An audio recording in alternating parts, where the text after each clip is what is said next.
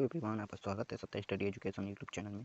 मैं आज लेकर आया हूँ बिलियन चैप्टर नंबर 1 का लेक्चर 2, हेनरी का नियम।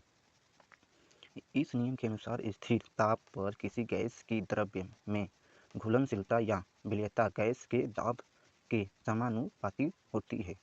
यम प्रोपोर्शनल पी, यम बराबर के पी,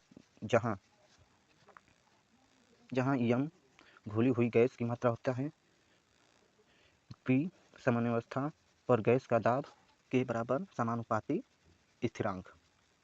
यदि विलेयता को विलयन में गैस के मूल अंश के रूप में व्यक्त किया जाए तो हेनरी के नियम के अनुसार किसी गैस वाष्प अवस्था में स्थिर आंशिक दाब P उस विलयन में गैस के मूल अंश के समानुपाती होता है। P proportional AX gas, P बराबर KH, जहाँ KH बराबर हेनरी का स्थिरांक होता है। देखिए इसका सूत्र क्या है, यक्स गैस बराबर P बटा के KH होगा। यक्स गैस प्रोपोर्शनल बटा 1 बटा में KH होगा। यदि P स्थिरांक है तो गैस का मूल अंश हेनरी स्थिरांक के व्युत्क्रमानुपाती होता है। KH निकलेगा और गैस घटेगी। हेनरी के नियम की सीमाएं। पहला, हेनरी का नियम बहुत निम्न ताप पर लागू नहीं होता है। दूसरा, दाब का मान बहुत अधिक होने पर भी यह कार्य नहीं करता है। तीसरा, यह नियम तभी लागू होता है जब गैस की विलेयता का मान विलायक में बहुत कम होता है। चौथा, यह नियम ऐसे विलयनों पर लागू नहीं होता है जिसमें विलायक के से रासायनिक अभिक्रिया करता है। हेनरी के नियम के अनुप्रयोग। देखिए पहला, सोडा जल एवं शीतल पेयों में CO2 की विलेयता बढ़ाने के लिए बोतल को अधिक दाब पर बंद किया जाता है।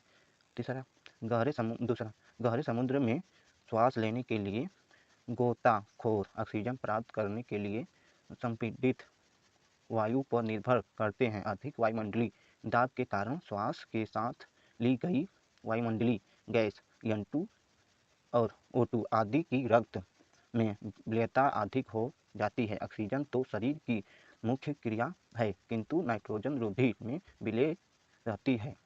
जब गोताखोर सतह की ओर आते हैं तब भारी दाब धीरे धीरे कम होने लगता है। इस कारण घुली हुई नाइट्रोजन गैस बाहर निकलने लगती हैं।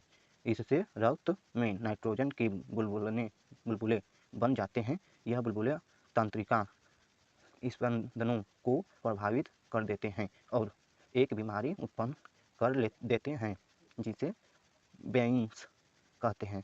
यह अत्यधिक पीड़ादायक और जानलेवा होती है।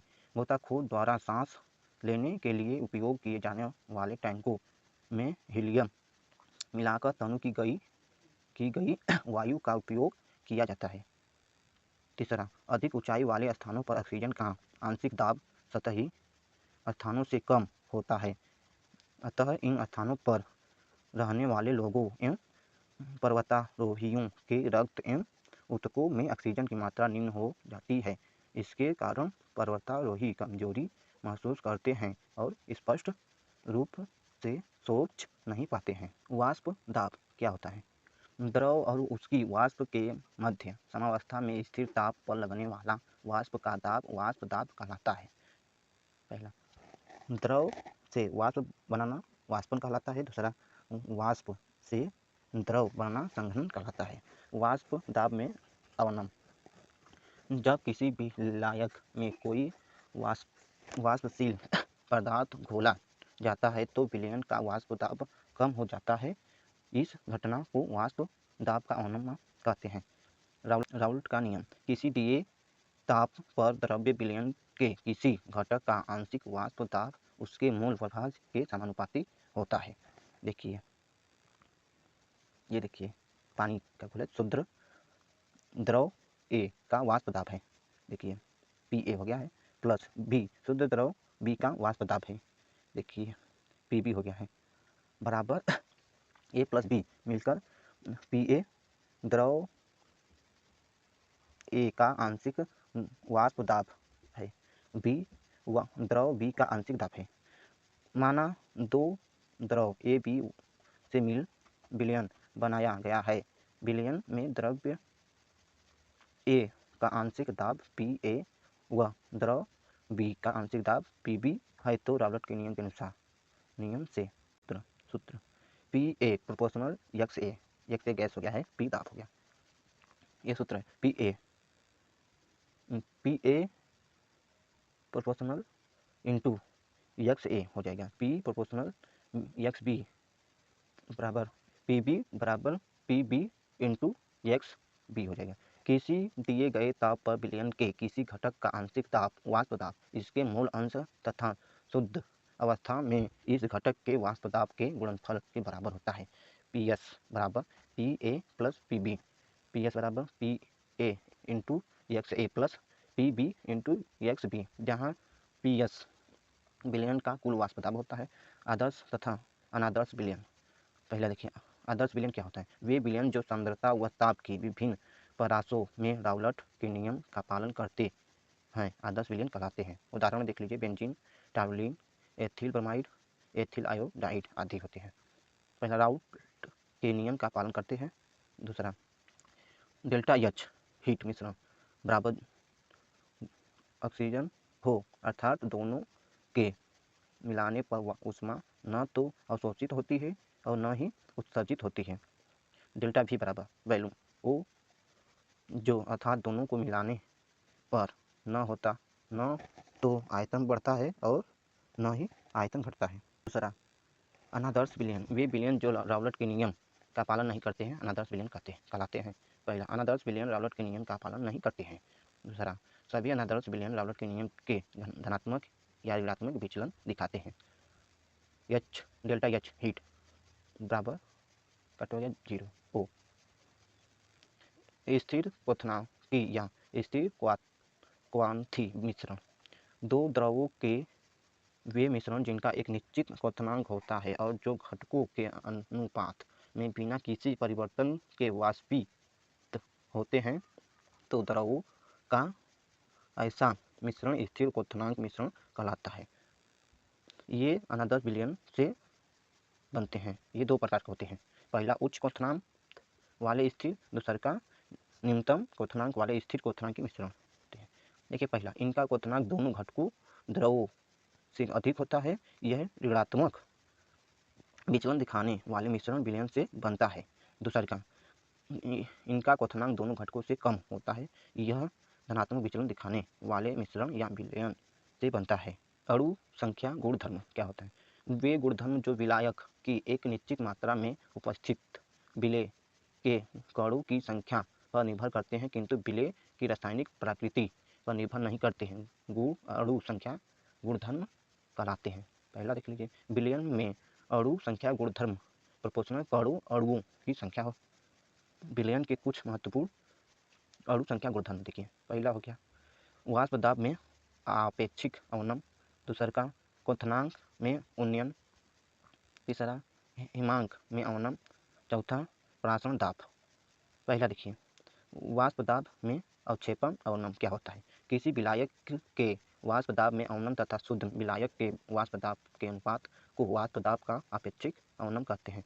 यदि किसी शुद्ध विलायक का वाष्प दाब P है तो विलायक का दाब PS हो जाएगा और वाष्प दाब में अवनम तब P माइनस PS हो जाएगा। वाष्प दाब में अवक्षेपिक अवनम क्या होता है।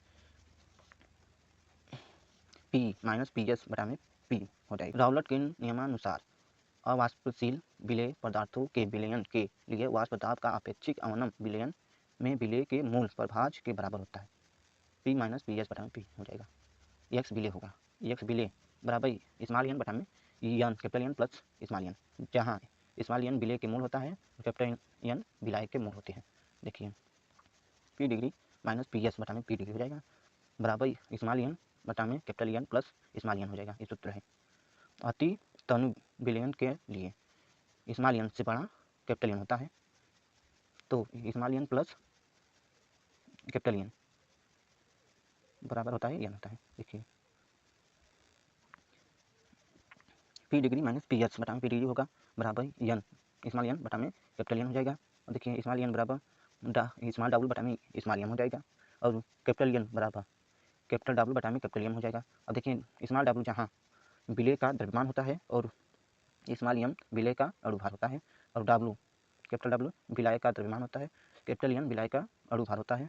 P degree minus P S small W बटा में स्मॉल एम हो जाएगा, और उसके बटा में कैपिटल डब्लू बटा में स्मॉल डब्लू। दूसरा क्वथनांक में उन्नयन। किसी द्रव का क्वथनांक वह ताप है जिस पर उसका वाष्प दाब वायुमंडलीय दाब के बराबर होता है।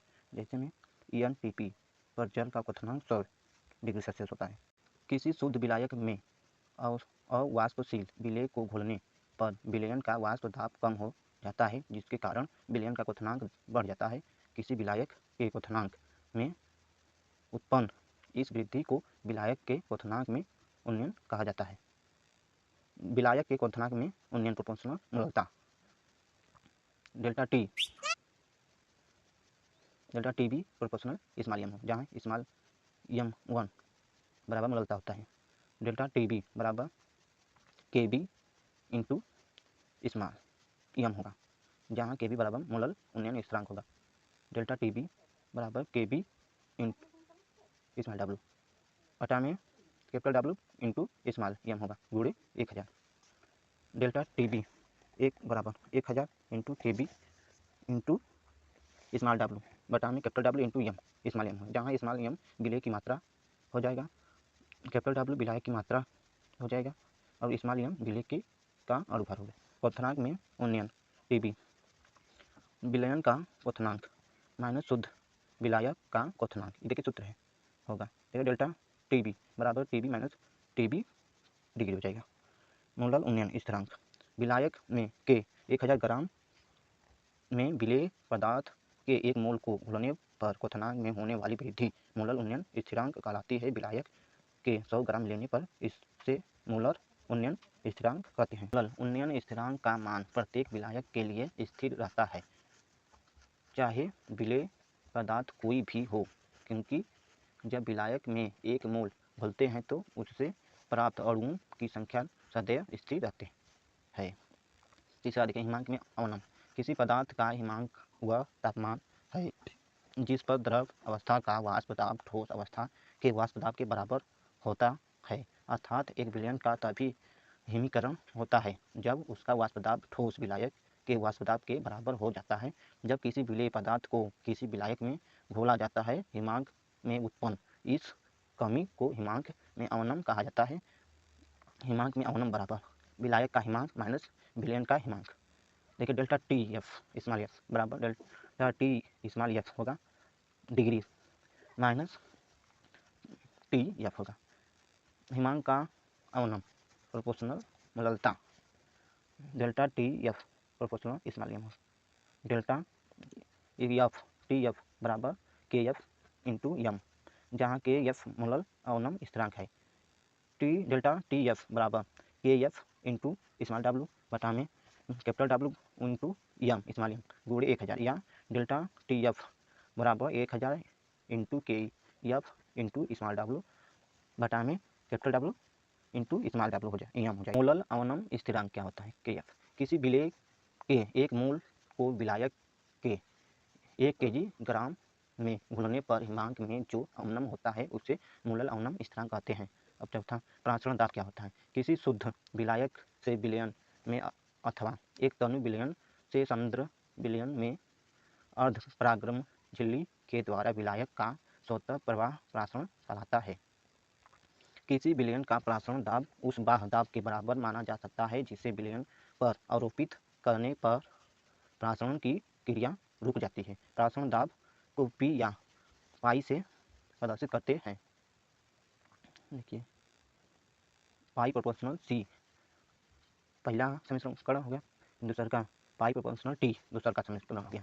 पहला समीकरण हुआ 2 समीकरण से पाई प्रोपोर्शनल सी टी हो जाएगा, और पाई बराबर सी आर टी सांद्रता सी बराबर स्मॉल एन बटा में कैपिटल एम भी हो जाएगा, और पाई बराबर स्मॉल एन बटा में भी कैपिटल भी हो जाएगा इंटू आर टी या पी भी या बराबर स्मॉल एन आर टी हो जाएगा। देखिए पी या पाई प्रासरण दाब हो गया, भी आयतन हो गया, टी ताप हो गया, आर विलयन स्थिरांक हो गया, सी सांद्रता हो। समप्रासरी विलयन क्या होता है?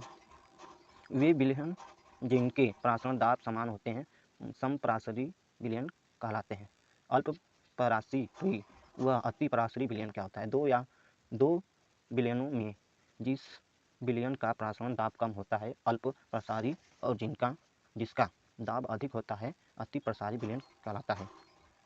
ये देखिए महत्वपूर्ण है। वांट ऑफ कारक या गुणांक क्या होता है? किसी अणु संख्या गुणधर्म के प्रयोगी मान तथा सामान्य मान के अनुपात को वांट ऑफ गुणांक कहते हैं। इसे स्मॉल आई से प्रदर्शित करते हैं।